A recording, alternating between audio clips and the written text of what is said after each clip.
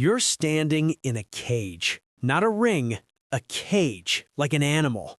There are 12,000 people screaming. A referee who looks way too calm for what's about to happen. And across from you is a man whose entire personality is punching people in the face. In 30 seconds, one of you is going to be unconscious, and you've been paid $12,000 to find out which one. This is your life as a UFC fighter, and the bruises are the easy part. It starts when you're 14, maybe 15. You see a UFC highlight reel on YouTube. Someone throws a spinning head kick and another human being just folds like a lawn chair. And instead of thinking, that's terrifying, you think, I want to do that. So you walk into a local MMA gym. It smells like sweat, rubber mats, and poor life decisions. You sign up for a trial class. The coach pairs you with a guy who's been training for 3 years. He's your size, but somehow hits like a truck that went to college. You get taken down 11 times in 5 minutes. Your ego leaves your body. You can't turn your neck for a week. But you come back, because something about getting humbled in a room full of strangers made you feel more alive than anything else ever has. You start training every day. Wrestling in the morning, boxing in the afternoon, jiu-jitsu at night.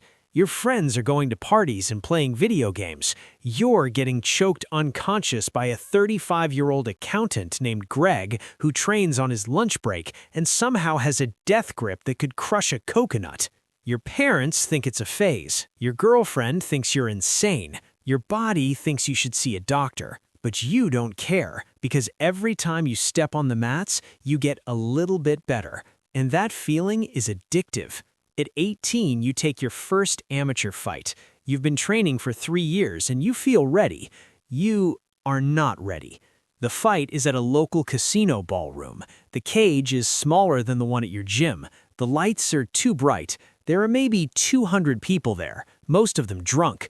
Your walkout song plays from a Bluetooth speaker that keeps cutting out.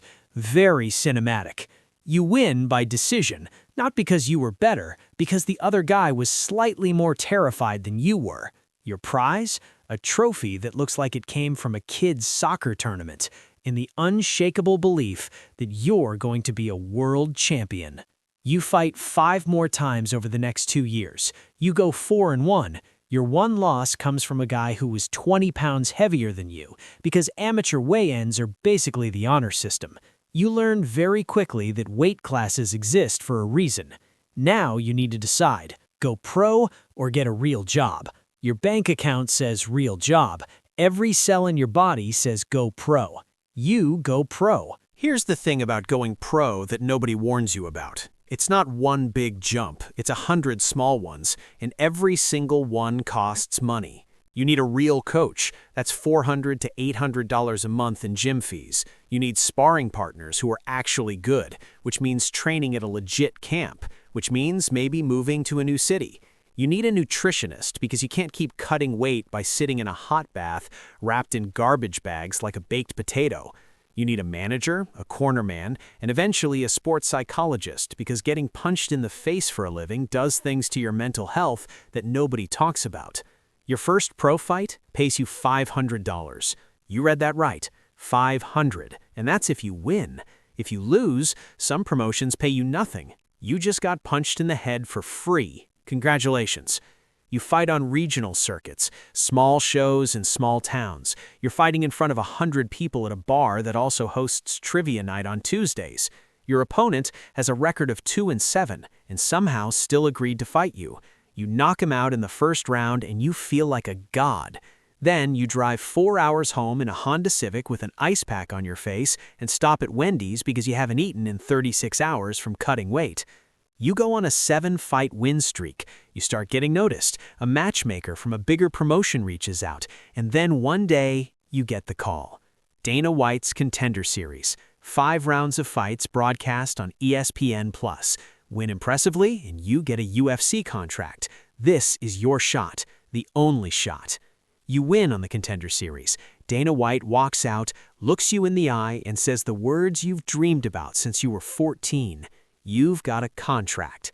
Here's what that contract actually says. $12,000 to show up, $12,000 if you win. That's your pay. 12 and 12.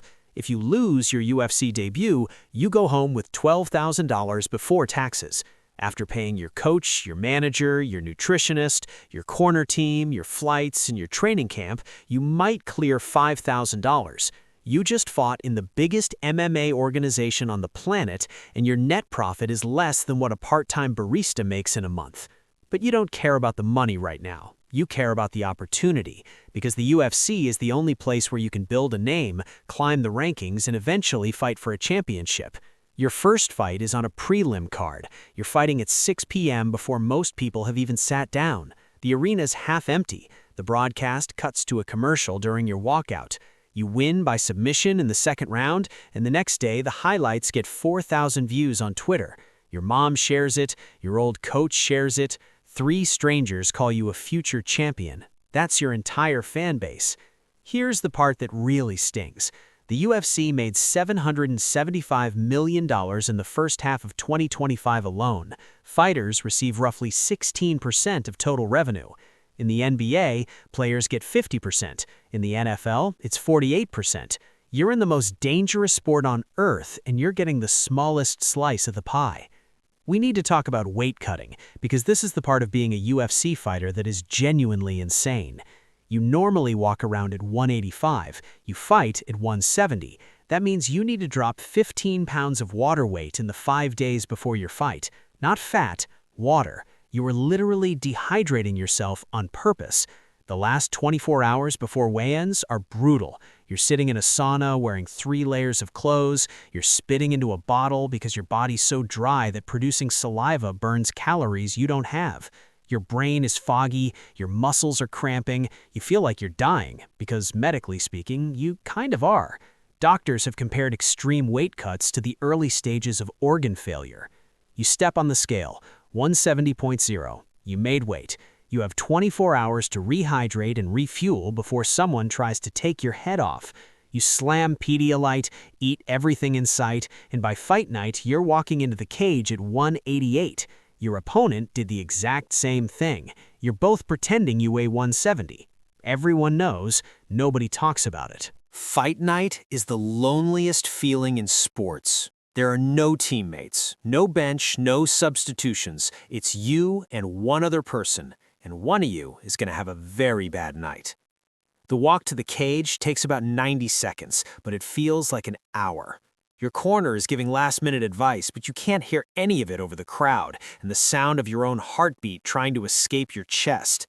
You step into the cage. The door locks behind you. There is literally no way out except through. The referee says fight, and for the next 15 to 25 minutes, you exist in a state that most human beings will never experience. Time slows down. You can see punches coming in slow motion. Your body moves on autopilot from thousands of hours of drilling. You're thinking 3 moves ahead while simultaneously trying not to get knocked into next week. You win. Split decision. You scream into the camera. The crowd goes nuts. You hug your corner. And then 30 minutes later, you're sitting alone in a locker room with an ice pack on your eye, a doctor checking you for a concussion, and a text from your manager that says, "Great fight. Let's talk about the next one." There is no off-season. Here's the truth about being a UFC fighter. The pay is bad. The injuries are worse. You're one bad knockout away from never being the same again. You're an independent contractor with no health insurance, no retirement plan, and no guaranteed future. But every single fighter on that roster will tell you the same thing. There is nothing on earth that compares to walking into that cage and hearing your name announced to the world. That's your life as a UFC fighter.